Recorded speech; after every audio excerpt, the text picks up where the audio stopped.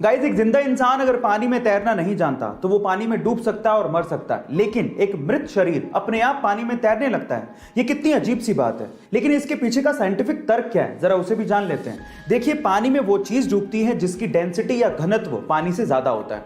जब हम जिंदा होते हैं तो हमारी बॉडी की डेंसिटी पानी की डेंसिटी से ज्यादा होती है, इस वजह से हम लोग डूबने लगते हैं।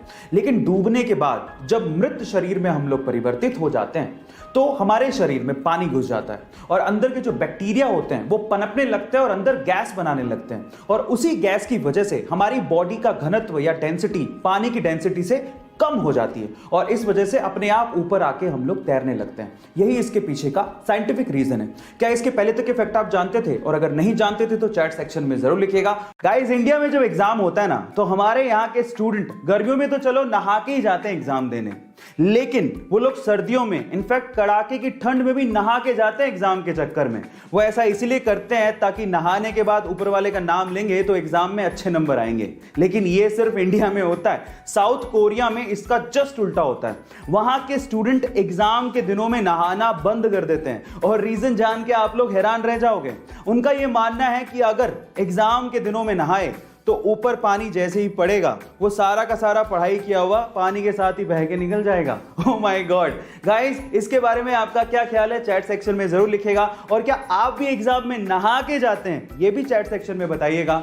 गाइस, क्या आपको पता है कि डीजल इंजन का आविष्कार रुडोल्फ डीजल ने किया था?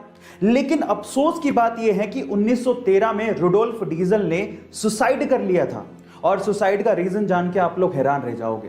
रुडोल्फ डीजल को यह लगता था कि जो डीजल इंजन का आविष्कार उन्होंने किया है वो बेकार है, फिजूल है, कभी काम नहीं आने वाला। सिर्फ इसी वजह से उन्होंने सुसाइड कर लिया था, बहुत जल्दी हार मान ली। अब 2018 की रिपोर्ट सुनिए। 2018 की रिपोर्ट के अनुसार पूरी ही दुनिया के 60% व्हीकल्स में डीजल इंजन लगा हुआ है।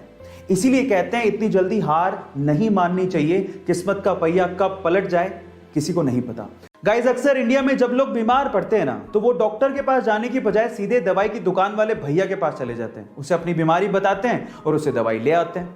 कभी कभार हम उससे ठीक भी हो जाते हैं, लेकिन कभी कभार उसके भयंकर परिणाम भुगतने पड़ते हैं। अब इसी से रिलेटेड मैं आपको एक बहुत इंपॉर्टेंट इंफॉर्मेशन देना चाहता हूं। अगर अगली बार आप डॉक्टर की पर्ची के बिना किसी दवाई की दुकान पर जाएं तो प्लीज दवाई खरीदने से पहले उसे पलटकर रेड स्ट्रिप यानी कि लाल पट्टी जरूर चेक कर ले। अगर उस दवाई के ऊपर रेड स्ट्रिप यानी कि लाल पट्टी बनी हुई है तो उसे ना खरीदें, क्योंकि उसका मतलब ही यही है कि उस दवाई को जिसके ऊपर रेड स्ट्रिप या लाल पट्टी बनी है बिना डॉक्टर की सलाह के ना तो खरीदा जा सकता है ना ही इस्तेमाल किया जा सकता है। एंटीबायोटिक के गलत इस्तेमाल को रोकने के लिए दवाइयों के पीछे रेड स्ट्रिप यानी कि लाल पट्टियों का इस्तेमाल किया जा रहा है। गाइस, क्या इसके पहले तक के फैक्ट आप जानते थे? और अगर नहीं जानते थे तो चैट सेक्शन में जरूर लिखिएगा।